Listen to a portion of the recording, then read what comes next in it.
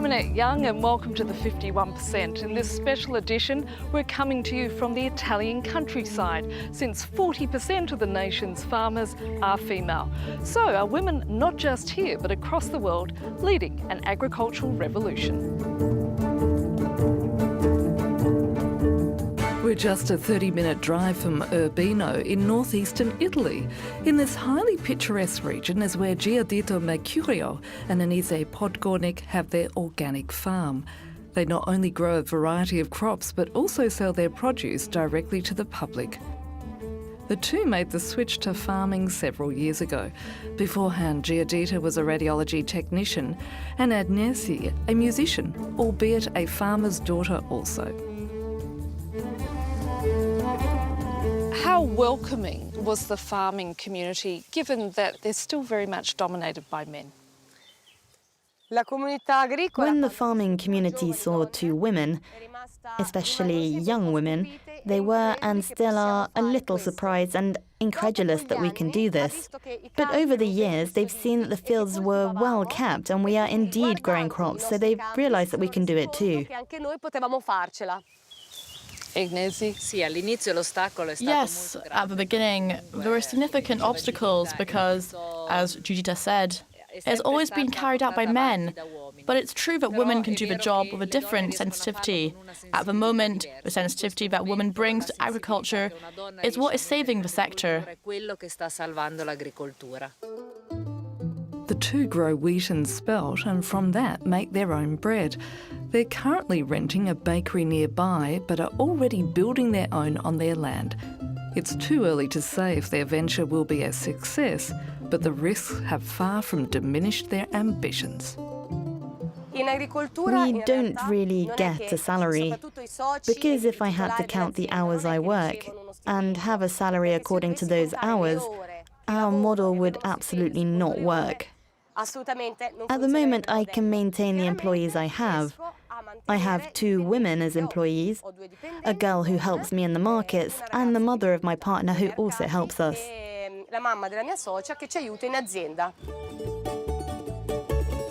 Giuditta is also a local leader of Donne Impresa, a movement promoting women farmers.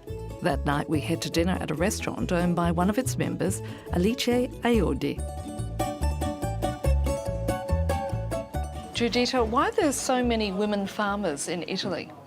That's because the law changed in 2001, expanding the definition to include other activities. In addition to cultivation and livestock, women have the opportunity to pursue different activities. Diversification for women is becoming the key factor. Mostly it allows them to better express their talents and skills. Agricultural tourism, hospitality, social activities and producing goods. Alicia, why are networks like this so important for women farmers? It is important to have unity in general among people, especially among women, because we have the same goals and the same will to promote each other. So by producing different things, we try to make a single supply chain where we bring more innovation and more emotion. Women do bring a different sensitivity compared to men when it comes to agriculture, that's still dominated by men. These women are planting the seeds for what they hope will transform Italy's agricultural sector, where organic farming and other innovative methods become the norm.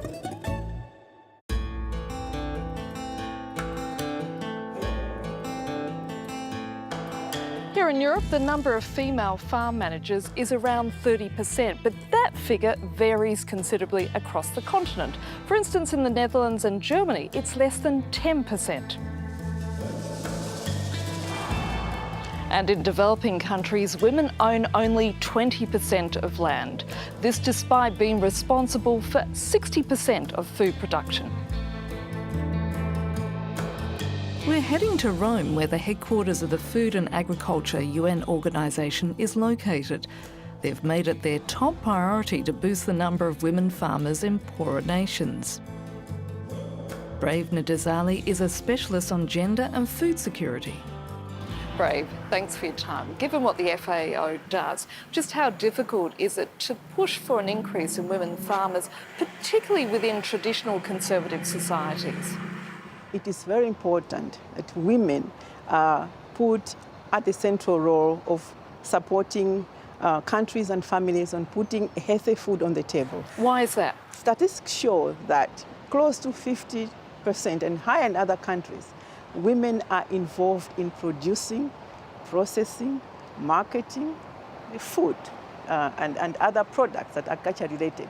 So they're very important. And because of that, FAO has put at the center of its program gender equality. And so in doing that, it has identified key barriers of where FAO needs to support countries, whether it's at regional country level, to ensure that those barriers are addressed. Many women, particularly in Africa, cannot access credit because they don't own land to begin with. So just take me through, how do you overcome that massive obstacle? Indeed, it's true that access to credit has been one of the barriers. We also work with partners who actually provide credit to female farmers, but also leveraging that with matching grants from the financial institutions within countries.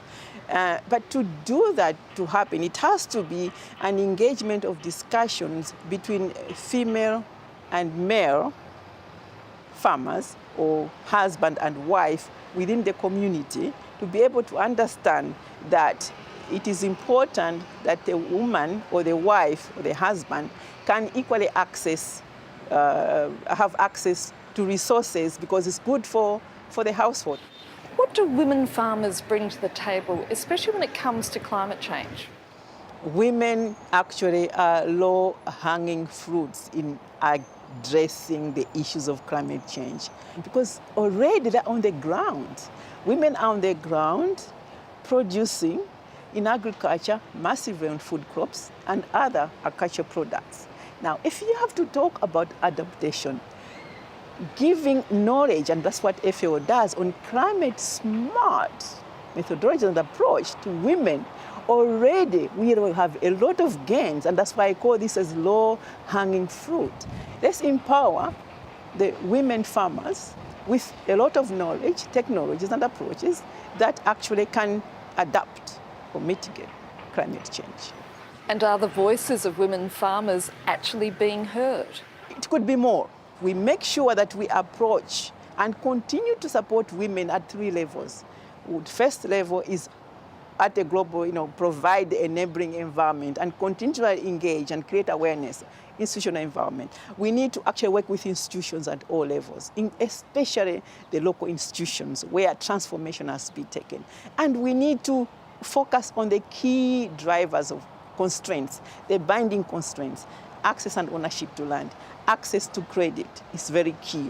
Making sure that we also focus on their other role as caretakers in the house that ensure nutrition for the population is also important. So bringing in innovation technology that would really support women is very key, and FAO is doing that with its partners and support countries to achieve that. Brave, thanks for your time. Thanks.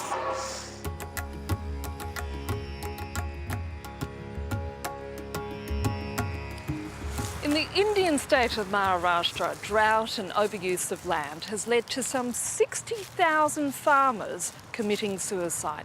In response, more and more women have taken up farming. They're also using innovative methods, as our team on the ground found out. For yet another summer, Omila has not been able to gather her crop.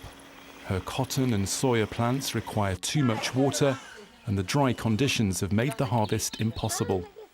Despite the drought, her husband still prefers these crops because they're more profitable. Last year we planted cotton, but the rain didn't come at the right time. We had put all our efforts into these plantations, but everything was wasted. Other people can eat various vegetables, bread and whatnot. I can't provide it to my children because I don't have enough money. For the past 30 years, Nassim has been training women in how to achieve a basic food security in a bid to turn around the region's economic situation. Today, Urmila has come to take part in her first organic farming class. In India, only a fifth of women own farmland. To date, nearly 145,000 have attended these workshops. Nassim wants to persuade farmers to plant crops which are more suited to this region's erratic climate. Women are more responsible for the food security of their family, and so they are ready to shift towards the monocropping or cash cropping to the food security crop because they want to feed their children. Kamal's success story is proof that this model can work. 2 years ago, she planted just soybeans, but today, organic vegetables and cereals have taken their place, bringing prosperity to her household. These are peas. While she waits for the rainy season, 8 varieties of cereal have ensured that her family has enough food to survive the drought. The excess harvest has been sold at market.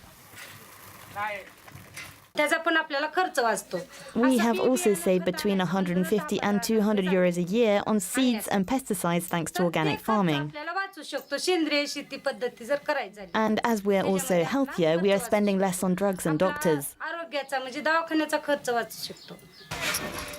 For now, Kamal has a new mission. She's helping women in the neighbouring villages link up with the 40,000 female farmers in the region, who've already joined the ranks of this green revolution.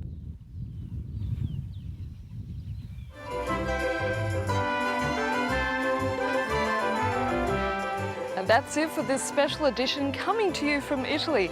We're going to be taking a break over the European summer, but we will be back at the end of August with a brand new series.